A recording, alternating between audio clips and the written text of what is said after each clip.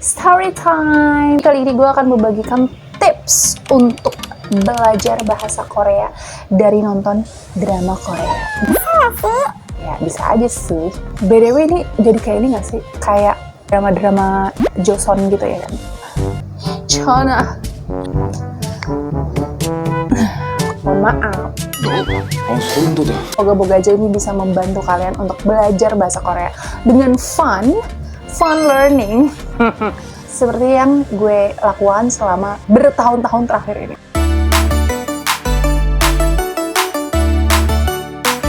Hai guys, gue Denia. Di video kali ini gue akan bikin video terbaru dari mission dari K-Influencer Academy 2023 di bulan Juli.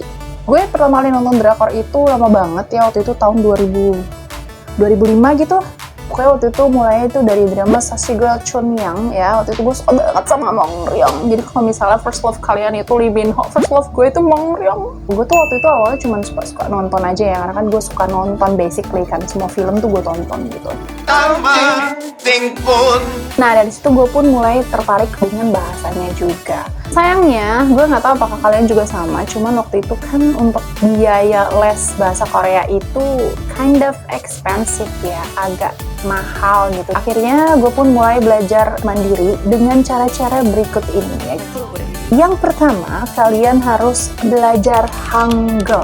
Ini penting banget buat basic kalian. Waktu itu gue belajar Hangul itu pertama dari online, terus karena temen gue belajar bahasa Korea, akhirnya dia jelasin, oh ternyata caranya begini. Kalian juga bisa gitu cari di online.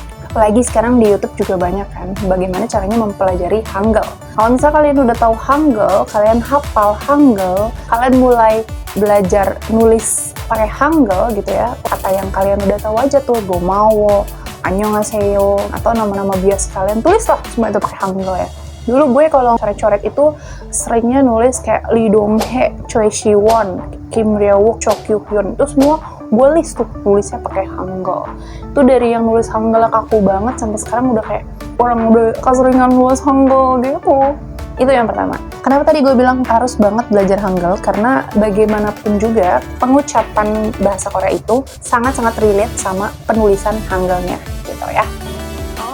Next, yang kedua, kalau misalnya kalian mau meningkatkan kemampuan bahasa Korea kalian lewat drakor, kalian harus pilih drama Korea yang emang kalian suka ya menurut gue. Karena kalau misalnya kalian nonton drakor yang nggak kalian suka, kayaknya malah jadi kurang fun learning jadinya. Jadi kayak nggak fun dan itu nggak masuk gitu dalam kita. Yang ketiga, gunakan subtitle di drama Korea yang sesuai dengan bahasa yang kalian paling fasih. Kalau kalian fasihnya itu berbahasa Inggris, pakailah subtitle bahasa Inggris gitu. Misalnya kalian nggak bisa bahasa Indonesia banget gitu ya. Tapi kalau misalnya kalian bisa bahasa Indonesia banget, kalian lebih mudah memahami segala hal dalam bahasa Indonesia, maka pakailah subtitle bahasa Indonesia.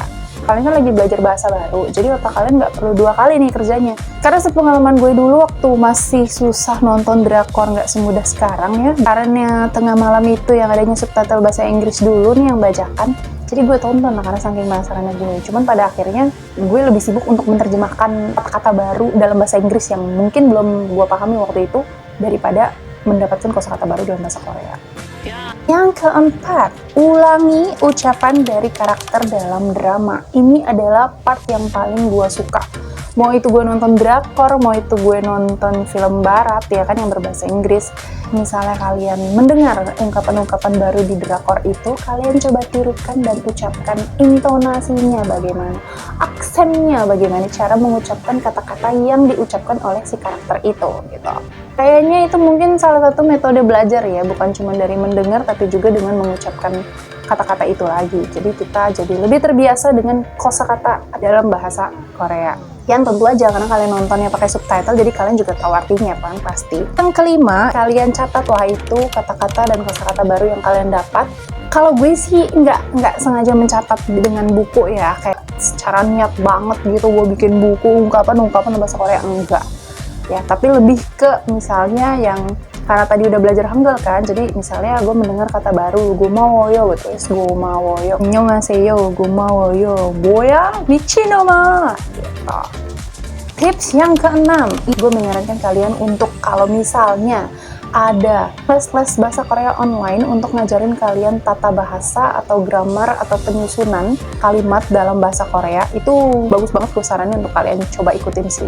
Atau misalnya kalau kalian lebih mudah untuk belajar lewat buku yang ngasih tahu kalian tata bahasa atau grammarnya bahasa Korea, kalian boleh belajar dari buku supaya kalian dapat pengetahuan tambahan tentang struktur tata bahasanya. Kayak misalnya penggunaan kata-kata bentuk lampau, bentuk sekarang, dan juga bentuk future tense, apa itu, masa depan gitu. Karena ternyata itu beda, dan gue taunya itu ketika gue coba ikutan online Korean online course gitu yang memang belajarnya nggak pakai meet up, nggak pakai tatap muka waktu itu, karena gue kalang dengan waktu kan ya. Waktu itu waktu gue bekerja itu sangat padat sekali ya kan. Ketika gue nonton drakor, telinga gue lebih peka gitu dengan tenses-tensesnya. Yang ketujuh, nyanyi lagu OST drakor.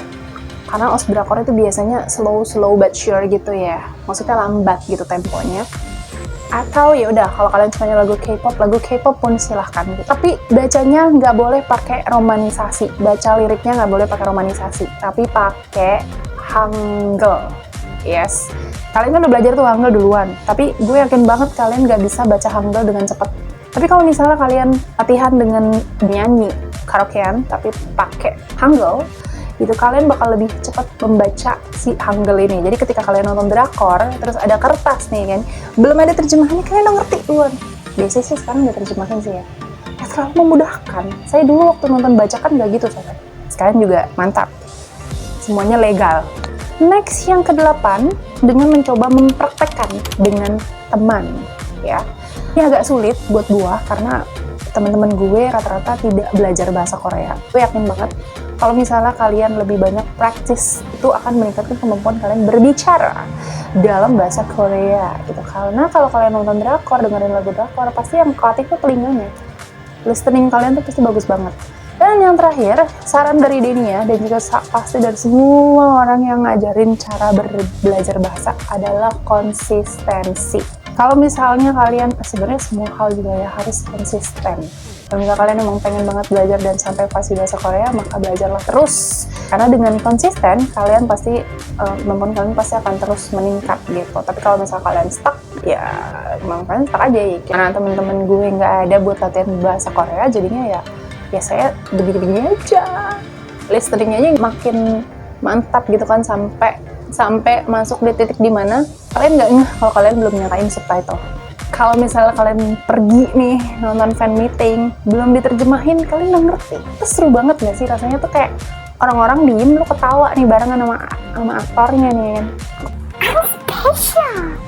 Pokoknya itu tadi tips-tips belajar bahasa Korea dari nonton drakor ala gue. Ya pokoknya segitu aja. Kalau misalnya kalian suka sama video ini, jangan lupa langsung di like. Dan kalau kalian mau lihat lagi video yang berikutnya, langsung aja di subscribe. Jangan lupa jaga kesehatan. Dadah, God bless you.